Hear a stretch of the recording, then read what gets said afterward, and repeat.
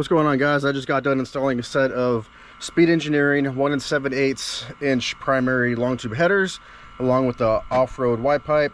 1 7/8 primaries, that's referring to like the main pipes that come off of the cylinder head. You can choose different size primaries, typically like smaller displacement engines that are like naturally aspirated, or they're okay with like 1 3/4 is basically what they start off at.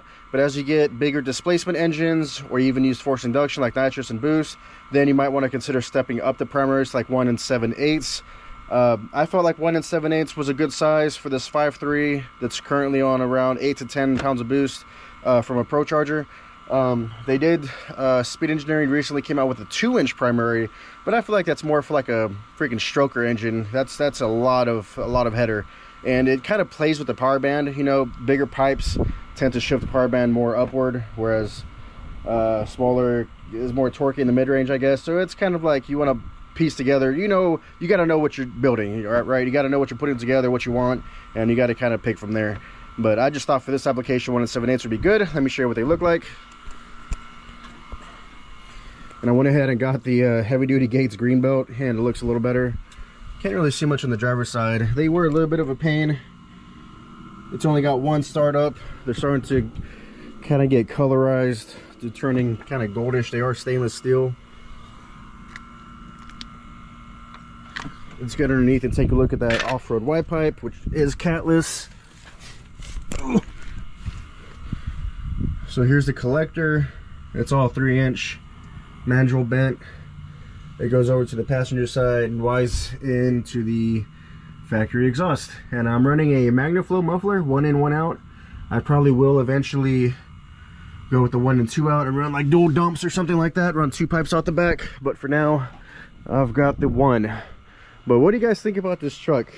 I mean, this is the engine bay, freaking Pro Charged, about 10 pounds of boost, 3600 stall, posi rear end, long tube headers, truck Norris cam with the supporting valve train, but the exterior is like completely stock, not even lowered. Looks like a work truck. And you get under the hood, but bam, you got this freaking blower looking at you. And this is kind of a unique setup. I got this off of a Corvette, so it's rotating the opposite way of a typical Silverado. Like if you look at a Pro Charge Silverado, it'll be on this side and flipped, but Corvettes have it forward facing, so it almost looks like a turbo. If you didn't know any better, you didn't see the belt driving it, like from this point of view, it kind of looks like a turbo sticking out the hood. So I think it's kind of cool, kind of unique. I've never seen another Silverado run a forward facing supercharger or Pro Charger. If you have, let me know, but I think this is kind of a unique setup. Anyways, let's fire it up and see what it sounds like before we go for a little drive and see if I notice any difference. Interior is all stock as well. I just got some gauges in here like my wideband, and I had a cheap boost gauge that took a crap on me. I should spend some money on a quality one. Yeah, it does still have AC, still has heater. Everything still functions as it should, like a stock truck. I have my cooling fan, my electric engine fan, hooked up to the fog light switch. So when I hit my fog lights, it kicks on the electric fan, just to kind of keep it like stock looking, I guess. Let's go under the hood.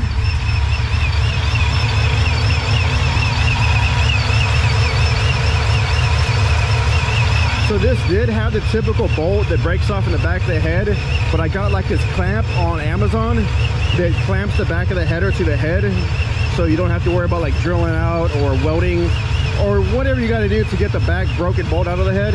It's just like it bolts on the back of the head and it clamps down the header to stop that annoying exhaust leak. So far it sounds good, no leaks.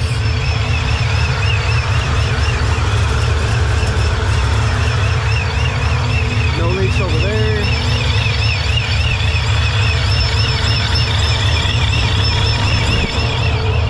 Let's check this out for leaks.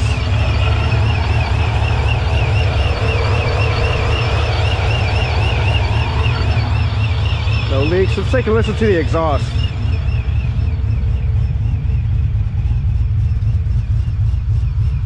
I do have it tuned up to where it chops a little bit, because this cam isn't super aggressive, but I tuned it away.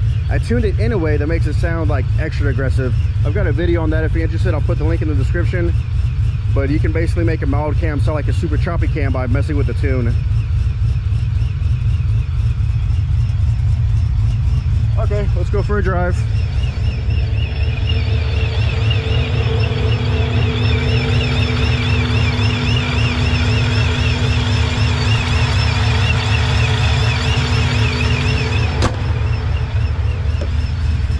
Let me know in the comments if I should lower this truck and put wheels, make it look like a race truck, or keep it stock looking.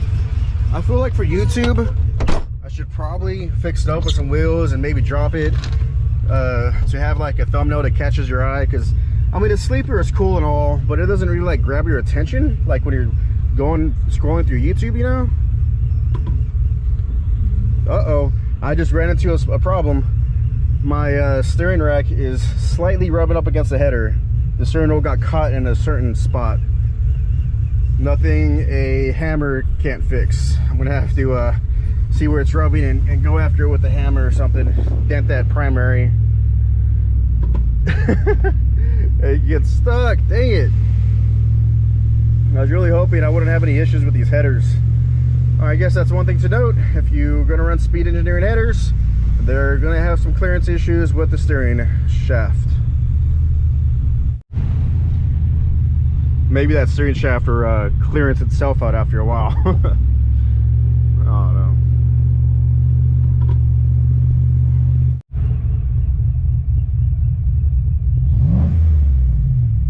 When I get the exhaust nice and hot, it just starts to smoke like crazy.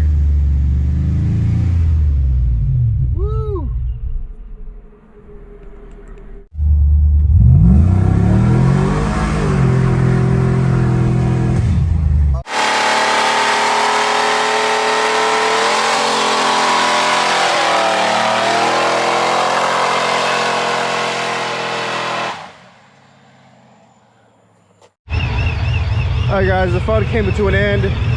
Ran into a little issue.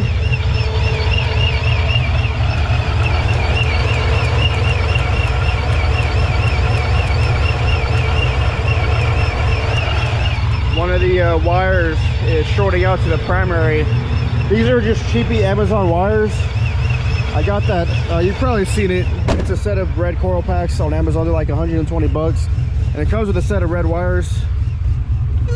Those are the wires, so they're cheap. They're not the best. Apparently they screwed up. Now the spark is shorting out on the headers. But anyways, typically when you get long tube headers, it's best to go ahead and get some MSDs, the ones with the straight boot. And a lot of people aren't aware, like they stick on the MSD wires and they might still touch a primary, and it's like, oh man, these plugs are gonna melt. But they have mendable boots. Basically, like you could use you stick the MSD straight boot onto the plug, to the spark plug, and if it is in the way of the header, you could just like bend it out of the way like a bendy straw. So that's really what I need to get to have good clearance from the headers, because I don't know if it melted it or the wire came apart, but either way, that wire is toast. I do have like a lot of extra sets of wires that I keep from like cam jobs or tune-ups and shit I've done on LS's, so I could just swap out that wire for another wire. But I think the good quality long-term fix would be MSD wires, and maybe even some heat shields, those little heat boots that you put on the tips of them to insulate it a little bit better. Anyways, I think that's gonna be it for this video. Obviously, next up, MSD wires. And I might lower this thing. Let me know in the comments if I should keep this thing a sleeper as far as the outside looks, or go ahead and fix it up so it like pops out at you and makes you want to watch the video. Because after all, this is a YouTube truck. I do want views. It'd be nice to get some views out of the truck. Anyways, let me know later. Peace.